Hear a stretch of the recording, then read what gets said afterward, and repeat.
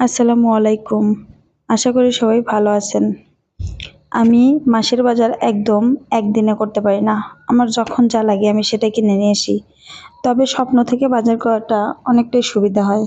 স্বপ্নতে গেলে অনেক বেশি বাজার হয়ে যায়, অনেক কিছু কেনা হয়।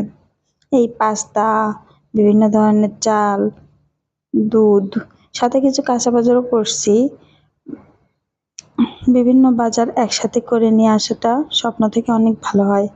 আর আমার বিড়ালের অনেক কিউট কিউট কিছু জিনিস কেনা বাকি ছিল, সেগুলোও নিয়ে আসছি।